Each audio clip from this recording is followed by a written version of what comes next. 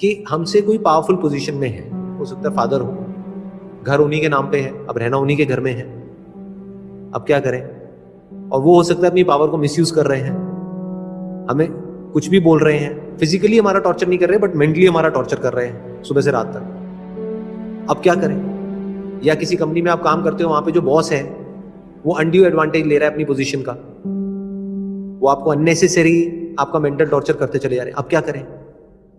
तो एक एंगल तो ये है इसको देखने का, इस सिचुएशन को, कि हमें फर्क नहीं पड़ना चाहिए, बट फर्क पड़ता है ना। इस सिचुएशन को आप क्या बोल सकते हो? एक टॉक्सिक रिलेशनशिप है। That other person could be even your husband और वाइफ, राइट? वो कोई भी हो सकता है वो इंसान। एक सिचुएशन है जहां पे हमारा कोई कंट्रोल नहीं है, क्योंकि हमारे हाथ में पावर नहीं है, सामने वाले के हाथ में पावर है और वो अपनी उस पावर को मिसयूज कर रहा है, क्योंकि power tends to corrupt. Power जिन लोगों के हाथ में आती है, ज्यादातर लोग 90% लोग उसको मिसयूज ही करते हैं। बहुत कम ऐसे लोग होते हैं जो पावर आने के बाद भी जिनके पैर जमीन पर रहते हैं, जो अपनी पावर को मिसयूज नहीं करते हैं बल्कि सामने वालों की पावर को और बढ़ाते हैं, सामने वालों को इंस्पायर करते हैं और पावरफुल होने के लिए। ऐसे बहुत कम लोग होते हैं। ज्यादातर लोगों के लिए बड़े होने का मतलब क्या है कि खुद को ऊपर उठाते चले जाओ और सामने वाले को नीचे गिराते चले जाओ। जितना ही गैप बढ़ गया उतना मैं बड़ा हूं। अगर सामने वाला मेरे से ज्यादा पावरफुल हो गया तो मैं तो वीक हो गया ना। तो बहुत सारे लोग ऐसे हैं जो जाने अनजाने आपको पावरफुल होने ही नहीं देंगे। उसके लिए उनके पास में क्या तरीका है? आपको टॉन्ट मारेंगे, किसी भी तरीके से आपको नीचे गिराने की कोशिश करेंगे, आपको सप्रेस करेंगे, आपको ऐसे दिखाएंगे कि तुम बेवकूफ हो, हम समझदार हैं। ऐसे ही होता है ना? अब ऐसी सिचुएशन में क्या करें? That is the question. क्या हम बिल्कुल ही पावरलेस हो जाए, यानी जो भी वो सामने वाला कर रहा है उसको सुनते चले जाए?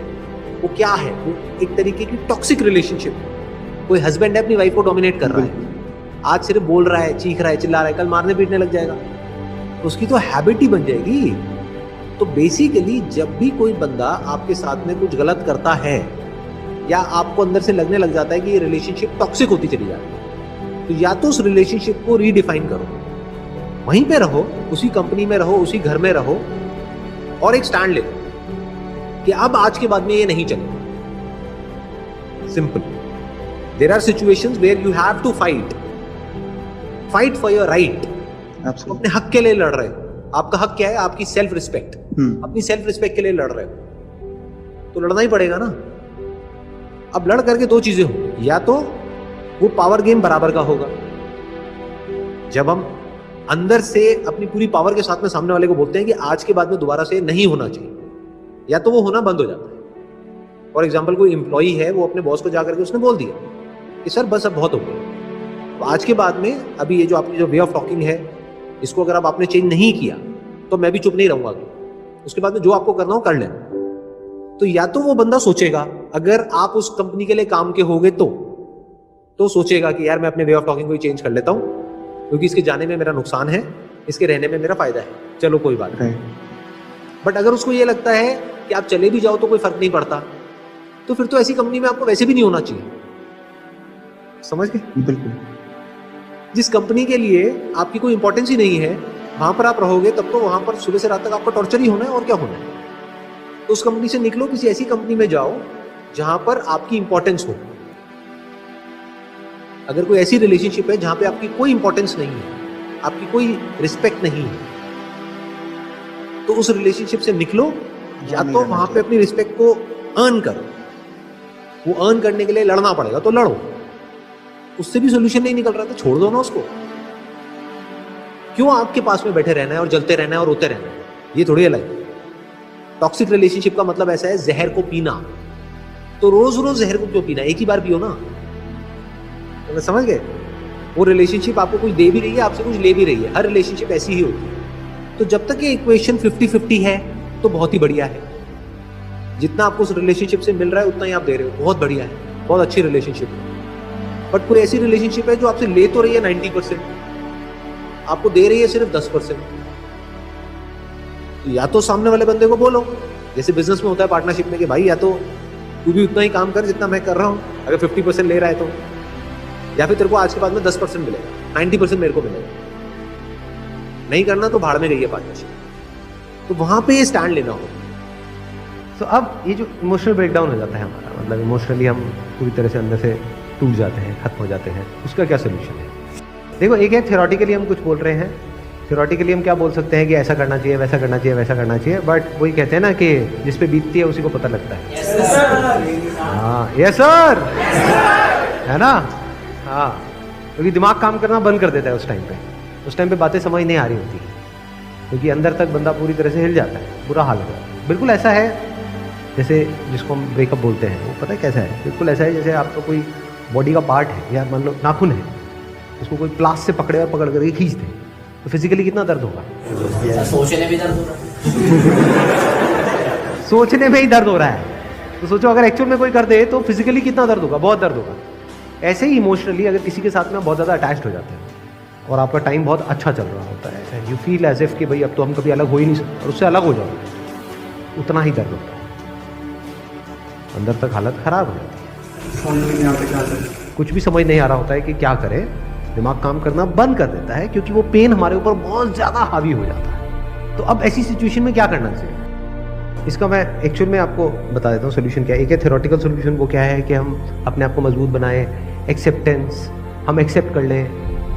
ये सब एक्चुअल में सोल्यूशन नहीं है। एक्चुअल में पता है इसका क्या सोल्यूशन है? जब ऐसा कुछ हो रहा हो, जैसे फॉर एग्जांपल मैं आपको अगर अपना एग्जांपल बताऊं क्या होता है, जैसे फॉर एग्जांपल मेरे दांत में मेरे को कोई ट्रीटमेंट कराना है, तो मैं अपने उसको डेंटिस्ट को बोलता हूं कि जो पेन किलर है वो मत लगाओ, I want to observe the pain. तो मैं अपनी चॉइस से उस पेन को एक्सपीरियंस कर रहा हूं, ये देखने के लिए कि मेरी अपनी कैपेबिलिटी क्या है, कितना दर्द मैं सह सकता हूं। तो don't run away from it.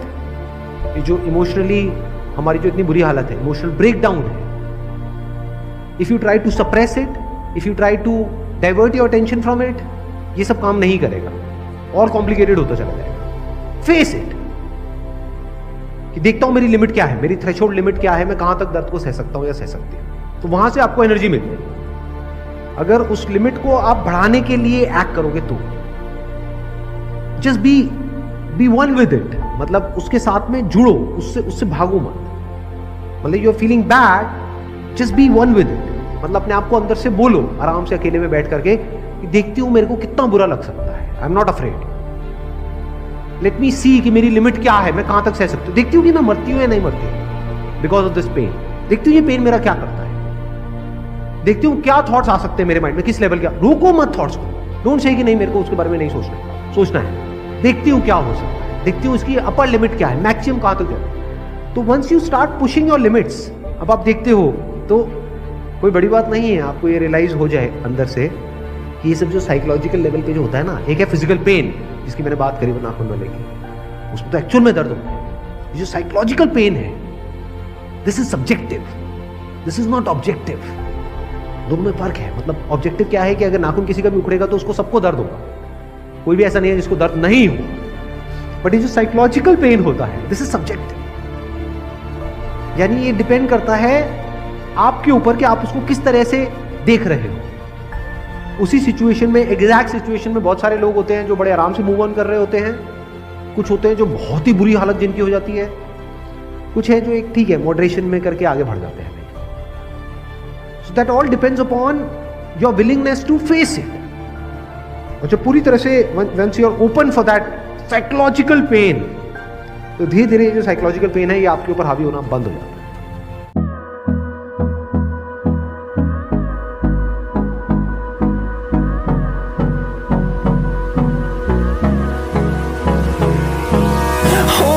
Close till I get up. Time is barely on our side.